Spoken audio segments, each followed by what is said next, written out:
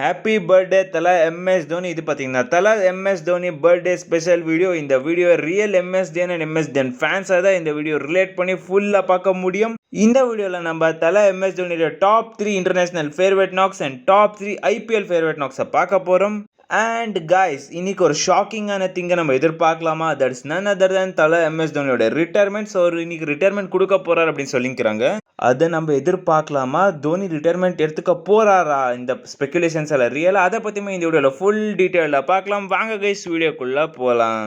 Okay guys, before we move on to தல Dhoni retirement update, நாம எங்களுடைய top 3 international favourite knocks and IPL favourite நாக்ஸை பார்த்துலாம். Firstly இன்டர்நேஷனல்லேருந்து ஸ்டார்ட் பண்ணிடலாம் கைஸ். இன்டர்நேஷனலில் ஃபேவரட் நாக் அப்படின்னு பார்த்தீங்கன்னா டெஸ்ட் கிரிக்கெட் பார்த்தீங்கன்னா தோனி விளையாடிட்டு இருந்தார் அப்போ.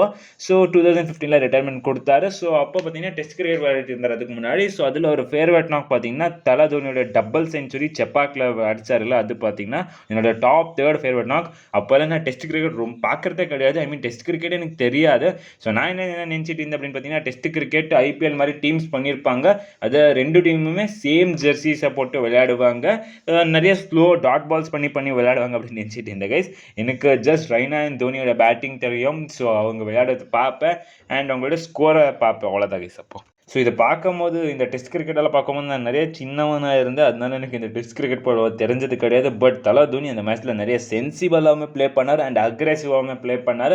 ஸோ இதுதான் என்னோட top 3rd favourite knock guys. So okay, இப்போ என்னோட டாப் 2nd ஃபேவரட் நாக் பார்த்தீங்கன்னா உங்களுக்குமே இந்த ஃபேவரட் நாக்காக இருக்கும். 2017 பார்த்தீங்கன்னா இந்தியாவுமே இங்கிலாந்து மோதிக்கிட்டாங்க 50 ஓவர்ஸ் ஓடிஐ மேட்ச். ஸோ இந்த மேட்சை பார்க்கறதுக்காக நான் இந்த ஸ்கூல்லேருந்து வந்தேன். ஸோ அதுக்குள்ளே பேக்கில் தூக்கி விசாட்டி இந்த மேட்சை பார்த்த கைஸ். செம்மையாக இருந்துச்சு. யுவராஜ் சிங் அண்ட் தோனி போட்டு பொழந்து எடுத்துட்டாங்க எந்த போலருக்கு இருக்கும். யுவராஜ் சிங்குமே செம்மையாக விளையாடினார், தோனியுமே செம்மையாக விளையாடினார். அந்த மேட்ச் கைஸ் எப்பிக் தரமான சம்பவமான மேட்ச் அப்படின்னு சொல்லலாம். ஸோ செம்ம இன்ட்ரெஸ்டிங்கான கூட மேட்சாக தான் இருந்துச்சு அந்த மேட்ச். நீங்கள் அந்த மேட்சை பார்த்தீங்களா கைஸ் லைவாக? அதை மறக்காமல் கமெண்ட்ஸ் சொல்லிட்டு போங்க. ஸோ ஓகே கைஸ், இப்போ டாப் 1st ஃபேவரட் நாக். இது உங்களுக்குமே ஃபேவரட் நாக்காக இருக்கிறதுக்கான நிறையவே வாய்ப்பு இருக்குது. உங்களுக்கு ஃபேவரட் நாக்காக இது அப்படின்னு மறக்காமல் கமெண்ட்ஸை சொல்லிட்டு போங்க கைஸ். ஸோ என்ன நாக் அப்படின்னு பார்த்தீங்கன்னா தல ஐபிஎல் 2011 ஃபைனலில் பார்த்தீங்கன்னா ஸோ இந்த நாக்கை விளையாடினார். ஐபிஎல் 2011 ஃபைனல் உங்களுக்கு தெரிஞ்சிருக்கும், 91 ரன்ஸ். ஸோ இந்த மேட்ச் நான் பார்த்ததே கிடையாது, பிகாஸ் நான் ரொம்ப சின்னவனாக இருந்தேன் இதை பார்க்கறதுக்கு. ஸோ அப்போ தான் இந்த மேட்சை பார்க்கல, பட் லைவில் பார்த்தேன் அப்புறமா. ஸோ இந்த மேட்ச்சில் பார்த்தீங்கன்னா தோனி 91 ரன் ஸ்கோர் பண்ணார். இந்தியா வேர்ல்ட் கப் ஜெயிக்கிறதுக்கான one of the main reason அப்படின்னு சொல்லலாம். இப்போ சில பேர் வருவாங்க, ஒரு லாஸ்ட் பால் 6 அடிச்சார் அதனால இந்தியா ஜெயிச்சிட்டாங்க அப்படின்னு சொல்லிட்டு. இல்லை, 91 ரன் ஸ்கோர் பண்ணார் அண்ட் 2 6 ஸ்கோர் பண்ணார். ஸோ இதில் இந்த மேட்ச்சில் பார்த்தீங்கன்னா தோனிக்கு இன்ஜுரி ஆகும். ஸோ அந்த இன்ஜுரியிலுமே அவர் பார்த்தீங்கன்னா ஃபிட்டாக ஆகிருக்கிற மாதிரி விளையாடிட்டு செம்மையாக பர்ஃபார்ம் பண்ணிவிட்டு இந்தியாவுக்கு ட்ராஃபியுமே லிஃப்ட் பண்ணி கொடுப்பார். இதுதான் என்னோட டாப் 1st ஃபேவரட் நாக்காக இருந்துச்சு கைஸ். ஸோ ஓகே கைஸ், இப்போது ஐபிஎல்லோடைய ஃபேவரட் நாக்ஸ்லேருந்து ஸ்டார்ட் பண்ணிடலாம். என்னோட 3rd ஃபேவரட் நாக் பார்த்தீங்கன்னா ஸோ சிஎஸ்கேவும் பஞ்சாபும் மோதிக்குவாங்க 2018. உங்களுக்கு ஞாபகமும் இருந்துச்சு அப்படின்னு தெரியல கைஸ். அந்த மேட்ச்சில் தோனி செம்மையாக விளையாடுவார். இன்ஃபேக்ட் மாலியில் நடந்த மேட்ச் அது. ஸோ போட்டு எந்த போலர் வந்தாலும் பொழந்து எடுப்பார். ஸோ சிஎஸ்கேட டாப் ஆர்டரில் விக்கெட்ஸ் நிறைய விழுந்துட்டே போச்சு. ஸோ அதுக்கப்புறமா தோனி வந்தார், சிக்ஸர் மேலே சிக்ஸர் போட்டு பொழந்து எடுத்தார். ஸோ அப்போவுமே அவருக்கு திருப்பி ஒரு இன்ஜுரி ஏற்படும். ஸோ ஒய்டி ஆர்கர்ஸ் நேல் பண்ணுவார் மோஹித் சர்மா. ஸோ அதெல்லாம் கனெக்ட் பண்ண முடியாது. அது பார்த்தீங்கன்னா செம்மையாக நாக்காக இருந்துச்சு கைஸ். அதெல்லாம் சொல்லவே முடியாது, அந்த மாதிரி ஒரு நாக்காக இருந்துச்சு. இதுவுமே ஒரு எப்பிக் நாக். இதே என்னோட டாப் 3rd ஃபேவரட் நாக்காக இருந்துச்சு கைஸ். டாப் 2ல பார்த்தீங்கன்னா 2 ஃபேவரட் நாக்ஸ் இருக்குது கைஸ். ஒன்று ஃபர்ஸ்ட் எதா அப்படின்னு பார்த்தீங்கன்னா தலை பார்த்தீங்கன்னா இன்னுமே பஞ்சாப் கிங்ஸோட இன்னொரு மேட்ச் தான். ஸோ இது பார்த்தீங்கன்னா 2010 நடந்தது. இது உங்களுக்கு எல்லாருக்குமே தெரியும். ஸோ தோனி 6 அடிச்சு ஹெல்மெட்டில் இந்த மாதிரி மோதுவார். அதெல்லாம் அக்ரெசிவ் தோனி கைஸ். அதெல்லாம் இமேஜினே பண்ண முடியாது. அதுவுமே எப்பிக் மூமெண்ட் அப்படின்னு சொல்லலாம். ஸோ இதுதான் என்னோட top 2nd one of the favourite மேட்சாக இருந்துச்சு கைஸ்.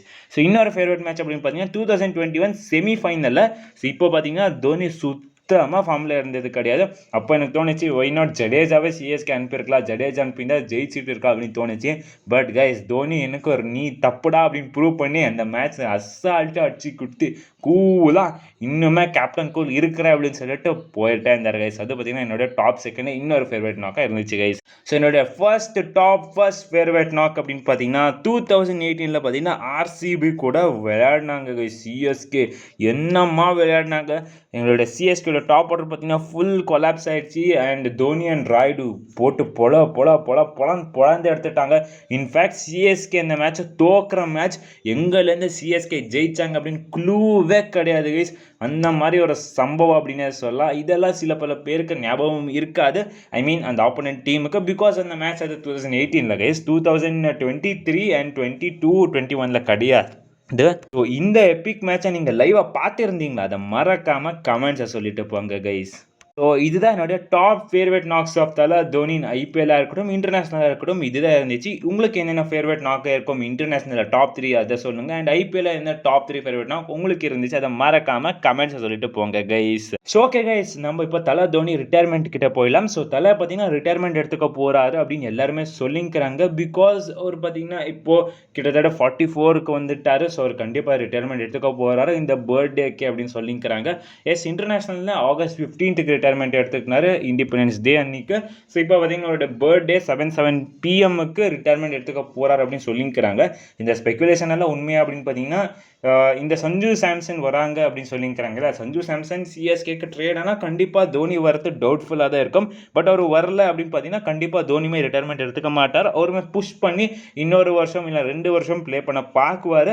ஸோ இங்கேருந்து ப்ராக்டிக்கலாக பார்க்கும்போது பார்த்தீங்கன்னா தோனி கண்டிப்பாக ரிட்டையர்மெண்ட் எடுத்துக்க போகிறது இல்லை அப்படின்னு நினைக்கிறேன் கைஸ்.